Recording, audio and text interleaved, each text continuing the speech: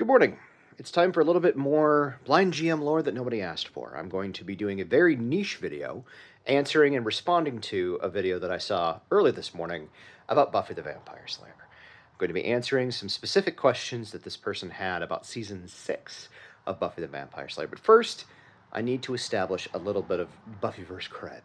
This is not a I liked it before it was cool situation. This is a just establishing that I know what the hell I'm talking about. Although, big caveat to that, I'm doing this from memory, and I'm going to be applying some critical thinking and logic skills to this, so take what I say with just a little bit of grain of salt. When the show first aired, Buffy was a sophomore in high school, starting out at a new school.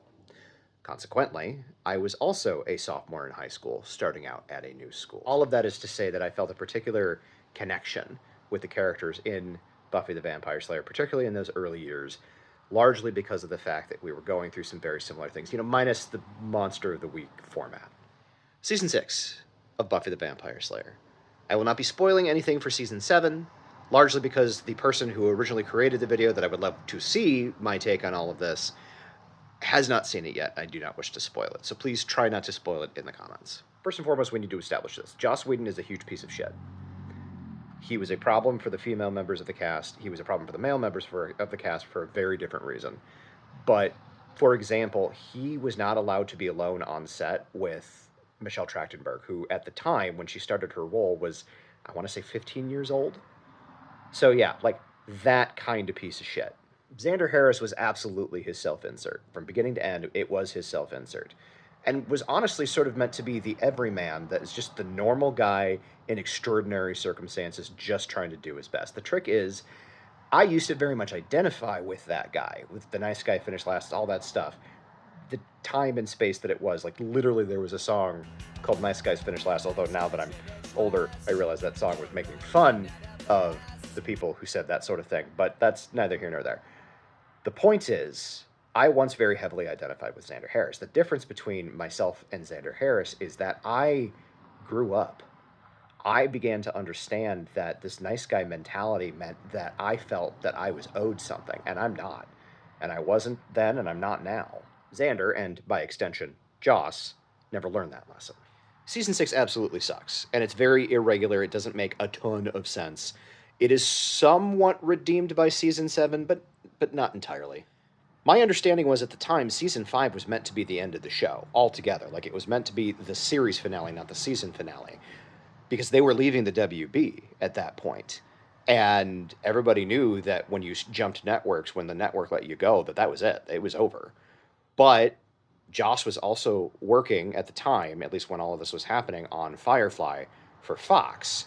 And so when the WB decided to let Buffy the Vampire Slayer go, he was already working for Fox, and he basically just turned to Fox and said, "You like show? I give show?" And they said, "Yeah, all right, we'll buy the rights and see where it goes." And so they gave him 2 more seasons. Now, Joss was the head writer, I believe, for most of the run of the show, and had the final say-so of what did and did not happen in the arc of the characters and all that stuff. Now, at the time that Buffy the Vampire Slayer jumped from the WB to Fox, he was working on Buffy the Vampire Slayer, Angel, and Firefly, all concurrently. Now, this is where the speculation comes in. I suspect that he was concentrating more on Firefly, which was his baby, than he was either of the other 2 shows. And so the writers' rooms didn't have a single voice directing the narrative. And what I think ended up happening is that when Firefly was canceled, he came back in to Angel with a chip on his shoulder. He wanted to destroy something, and he hated the character of Spike, and by proxy, the actor that played Spike. So Joss comes back into the writer's room after almost an entire season of being away, after his baby was shit-canned. He absolutely hates the character of Spike and the actor that plays him, and comes back to discover that Spike is in a caring, loving relationship. And yeah, it's a BDSM relationship, but that's still caring and loving. I'm not going to yuck anybody's yum.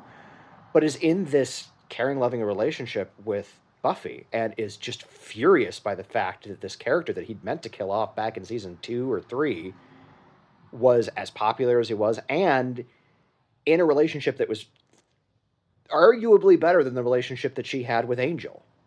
So what does he do? He assassinates the character of Spike irrevocably in the most distressing way possible. And then uses his self insert to slut shame and victim blame Buffy for everything. For fucking everything. I do believe that the death of Tara was planned from the beginning of the season, and I do not think the methodology with which they used to kill off Tara was Joss's plan. I think that probably fell to one of the female members of the staff, possibly Marty Noxon. I don't know for sure. I don't know all of the. There weren't a lot of femme voices in that writers' room. I will tell you that right now. But I suspect the methodology of it, just this aggressive reality against the backdrop of urban fantasy, was a deliberate choice that was made to sort of draw the audience into the fact that there is a reality here and there is stakes here and there are people that can die. Joss Whedon, despite all of his flaws, established early on that he was willing to kill off, if not main characters, at the very least, recurring characters. Gestures vaguely at Jenny Calendar.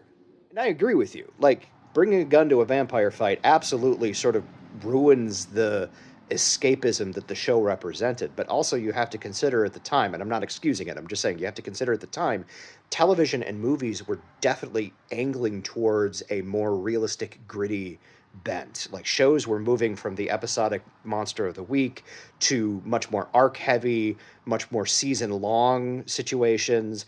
Movies were moving towards a more gritty realism. I mean, you have to consider that only 3 years after this is when Batman Begins came out, this sort of gritty, dark reboot of Batman, which to that point, the last Batman entry that we'd had was fucking Batman and Robin by Joel fucking Schumacher. I maintain to this day the only reason why Batman and Robin never broke out into song is because George Clooney can't sing. I digress. I agree with you that season 6 is a cold dose of gritty chaos that didn't need to happen in the run of the show. And I'm going to warn you as you go into season 7 that it doesn't really improve. Like, they do better in the framework of the show itself. In fact, some of the best episodes of the entire run of the show happened in season 7, but it doesn't digress from the divergence it took in season 6. All of that is to say that Joss Whedon sucks. Season 6 sucked. And season 7 sucks less, but kind of sticks with the same tone and tenor of season 6. And while I absolutely rebuke fucking Joss Whedon and the things that he does, I still have a deep fondness for Buffy the Vampire Slayer, and I am truly excited for the soft reboot that they are working on right now. So I actually don't know if Joss Whedon is involved in that. I know Sarah Michelle Gellar is, but I don't know if Joss Whedon is. So we'll see. But I am excited for it.